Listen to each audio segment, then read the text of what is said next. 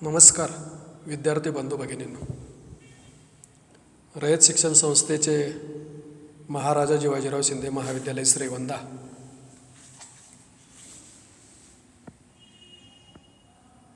Junior विभागातील मराठी विषय शिक्षक श्री मखरे SP. काल आपण पहिल्या विभागातील तिसरा पाठ आयुष्य आनंदाचा उत्सव, लेखक शिवराज गोरले यांचा काही भाग पाहिलेला आहे. सुरुवातीच्या भागामध्ये जो काही भाग पाहिलेला आहे त्याच्यामध्ये की मजेत जागावं कसं, जीवन आनंदात कसे जागावे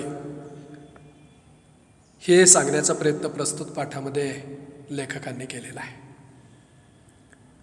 आज आपण त्याच्या पुढे पाहणार आहोत की आयुष्य म्हटलं की जीवनामध्ये नेहमी सुख आणि दुःख हे आपल्या वाट्याला येत असतं.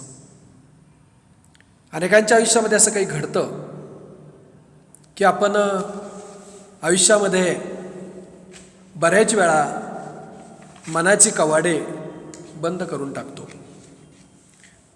इथे मनाची कवाडे बंद करत असताना की आपण माणसं दुःखातून बाहेर येत नाहीत. माणसं दुःखातून बाहेर येत नाहीत म्हणजेच इथे मन मोकळं न ठेवणे, मनाची कवाडे बंद करणे म्हणजे मन मोकळे न ठेवणे, पूर्वग्रह दूषित वृत्ती बाळगणे. इथे काही गोष्टी आपण सहजपणे पाहिल्या पाहिजेत की मनाची कवाडे म्हणजे मनाचे दारे. घराचे दार उघडल्यावर आपण बाहेरच्या जगात प्रवेश करतो. घरातले विश्व चार भिंतीच्या आतलं असतं, ते संकुचित असतं. बाहेरचे जग अफाट असते, दार आपल्याला अफाट जगात नेते. मनाची दारे उघडली तर म्हणजे मन मोकळे ठेवले तर आपण व्यापक जगात प्रवेश करतो. म्हणून आपण म्हणतो की माणसं दुःखातून बाहेर येत नाहीत. त्याचं कारण त्याला दुःखाला बाहेर जाऊ देत नाहीत. हृदयाची दार कायमस्वरूपी बंद करून ठेवतात. तर दुःख बाहेर जाईल कसं? आतमधलं दुःख बाहेर दारासे घुटमळणारा जो आनंद असतो तो आत येणार कसा? आनंदाची जागा किंवा आनंदाला जागा मोकळी लागते. तुमच्या मनात दुःख, चिंता, टेन्शन अशी काही गर्दी त्यांनी केलेली आहे. अशा दाटीवाटीमध्ये आनंद घुसेलच कसा? घुसत नाही. आनंदाचं खुल्या दिलानं स्वागत करावं लागतं. शेतकरी मंडळी, बळीराजा कधी पडायचा पाऊस म्हणून नेहमी आभाळाकडे डोळे लावून बसतात. त्यांचा नाईलाज असतो, कारण पाऊस पाडणं त्यांच्या हातात नसतं. पण आनंदाचा पाऊस मात्र आपण पाडू शकतो. कृत्रिम नव्हे, नैसर्गिक. कुठून तरी आनंद येईल, आपल्या मनाला तो भिजवेल. म्हणून वाहत पाहत बसाल तर तो आनंद येईलच याची खात्री अजिबात नाही. इथे आनंद हा आपण घ्यायचा असतो. कोणी तो देईल याची वाट पाहायची नसते. आनंद घेण्याचं एकदा तंत्र जमलं की मग आयुष्य कसं जातं हे कळत सुद्धा नाही. आनंद हा तुमचा स्वभाव व्हायला हवा. आनंदात राहण्याची सवय आपल्याला एकदा जडली, आनंदासाठी आपण सगळी काही धडपड करायला लागलो तर आनंद घ्यायला वेळ नसतो. हे अनेकांचं दुःख असतं. दुःखासाठी आपण भरपूर सबबी कारणं देत असतो. आनंदासाठी मात्र मोजकीच कारणं आपल्याला माहिती असतात. याच्या उलट व्हायला हवं, पण ते मात्र आपल्यानं घडत नाही. आनंद होणं, छान वाटणं, मस्त वाटणं हे एकदम सोपं आणि सवयीचं करून घ्यावं. वाईट वाटणं दुर्मिळ अपवाद करून ठेवावं. सौंदर्य जसं पाहणाराच्या दृष्टीत असतं तसा आनंद घेणाराच्या वृत्तीत असतो. एखादी व्यक्ती काही जणांना सुंदर दिसते तर अन्य काही जण तो सुंदर नाहीच यावर पैज लावायला तयार होतात.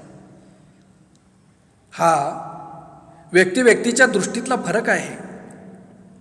कोणत्या कारणांनी कोणती व्यक्ती कोणाला आवडेल हे काही सांगता येत नाही. त्याप्रमाणे कोणाला कशात आनंद मिळेल हेही सांगता येत नाही. आनंदाच्या तऱ्हा वेगवेगळ्या असतात. प्रत्येकाचा आनंद वेगळा असतो. पोस्टाची तिकिटे किंवा नाणी गोळा करण्याचा नेहमीच छंद असलेली माणसं आपल्याला ठाऊक असतात. पण एकाला लोकांकडची जुनी पत्रे गोळा करण्याचा छंद होता. एक जण आठवड्यातून एकदा आसपासचा एक गावी पायी चालून यायचा. एक सिनेमा एकाच महिन्यात 7-8 वेळा पाहणारेही सापडतील. सिनेमातले सर्व संवाद त्यांचे तोंडपाठ असतात. ते संवाद सिनेमाप्रेमी पुन्हा पुन्हा ऐकवतात. यातून त्याला कोणता आनंद मिळत असेल यावरून एकच दिसतं की प्रत्येकाच्या आनंदाची ठिकाणं वेगवेगळे असतात, भिन्न असतात. आनंद शोधण्याची वृत्ती भिन्न असते. व्यक्तीमधला हा वेगळेपणा आपण लक्षात घेतला तर समाजातील अनेक भांडणे संपतील, मिटतील. समाजासमोरच्या समस्यासुद्धा सुटतील. प्रत्येक व्यक्तीची प्रकृती भिन्न असते. माणूस म्हटलं की त्याच्यामध्ये आवड निवड आलीच, आवडीनिवडी भिन्न असतात. हे वास्तव आपण ओळखले पाहिजे. व्यक्तीची ही विविधता ओळखली पाहिजेत. या विविधतेची बूज राखली पाहिजेत. मग समाजात विविध प्रकारच्या रंगीबिरंगी वस्तू निर्माण होतील, रंगीबिरंगी घटना घडत राहतील, समाज जीवन अनेक रंगांनी बहरून जाईल. हे सांगण्यापाठीमागचा उद्देश एकच आहे की सौंदर्य जसं पाहणाऱ्याच्या दृष्टीत असतं, यावर मी बोलत होतो, की आनंद घेणाऱ्याच्या वृत्तीत असतो. लहान मुलं निरागस असतात.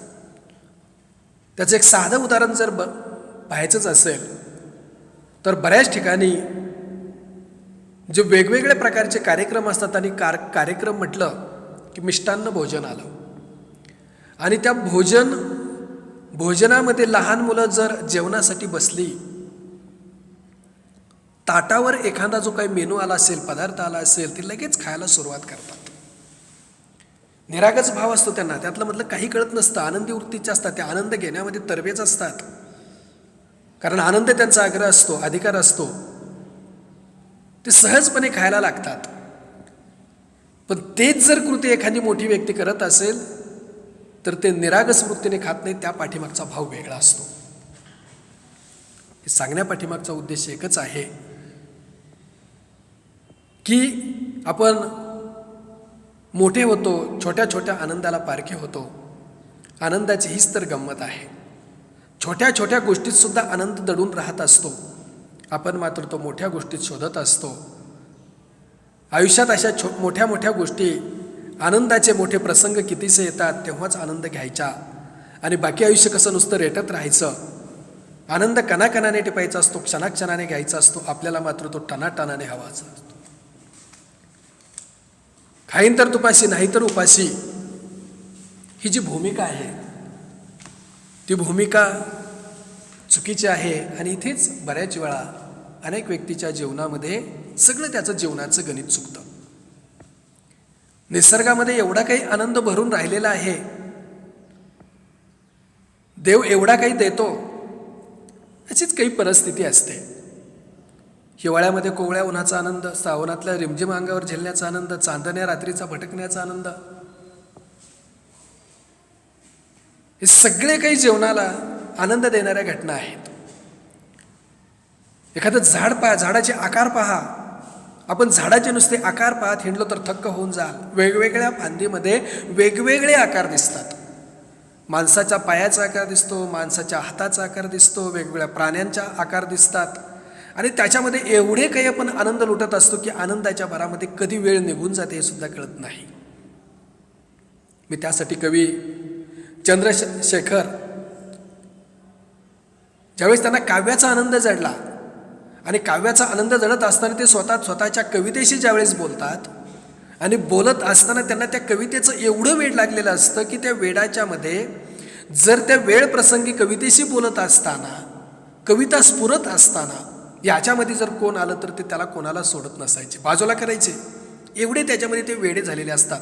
एवढ्या निसर्गातल्या एवढ्या आनंदामध्ये आपण वेडं झालं पाहिजेत. साक्षात निसर्ग ज्यांना आनंद देऊ शकत नाही त्यांनी आयुष्यातील आनंदाला विसर्ग द्यावा. विद्यार्थी बंधू भगिनींनो, आपल्याला जर जीवनामध्ये आनंद लुटायचा असेल तर आपण या सगळ्या बाबीमधून असं काही घेतलं पाहिजे की जीवनातल्या अनेक बाहेर पडेल की तुम्हाला तिथे आनंद आहे. पण तुम्ही जर एखाद्याच्या बाबतीमध्ये राग, एखाद्याच्या बाबतीमध्ये द्वेष, एखाद्याच्या बाबतीमध्ये असूया हे जर धरलं गेलं तर त्याच्यामधून तुम्हाला कधीच आनंद मिळणार नाही. तुमच्याकडे भरपूर असून सुद्धा तुम्हाला ते जे पाहिजे त्याच्याकडे जे आहे ते तुम्हाला हवंसं वाटेल, ते सोडून द्या. संगीत क्षेत्रामध्ये सुद्धा एवढा काही आनंद आहे. दिवस रात्र लोक त्यात स्वतःमध्ये एवढे काही तल्लीन झालेत की त्याच्यामध्ये शास्त्रीय संगीत ही तर आपल्या आनंदाची इस्टेटच आहे. पंडित भीमसेन जोशी असतील, कुमार गंधर्व असतील, किशोरी आमनकर असतील, पंडित जसराज असतील, आपण सहज गाणे ऐकू शकता. भाग्य म्हणायला हवं, आत्मिक आनंद असतो तो, हे केवळ भाग्यच म्हणायला हवं. यापेक्षा फारसं काय वेगळं असावं. आत्म्याच्या या भाषेत गाता आलं तर नाही तर ऐकता येतच ना. कलाकार मंडळी खरी जागतात ती कलेच्या मस्तीत. एखाद्या कलेशी आपण दोस्ती करू शकतो तर एखाद्या वेगळ्याच विश्वात वावरता येतं. निसर्ग निर्मितीच्या आनंदाशी नातं जोडता येतं. आनंदाची जात काही वेगळीच असते. कलावंत होता आलं नाही तर रसिक होण्याचा आपला अधिकार नक्कीच कोणीच नाकारू शकत नाही. कलेच्या आस्वादातला अनोखा आनंद आपण आपल्याला बहाल करू. या निसर्ग निर्मितीनं प्रत्येकानं ताजमहाल बांधायला हवं असं थोडंच आहे. पोरांच्या बरोबरीनं दिवाळीतला किल्ला करण्यातही काही मौज वेगळीच असते. छोट्या छोट्या गोष्टीमध्ये एवढा काही आनंद दडलेला असतो आयुष्यभर.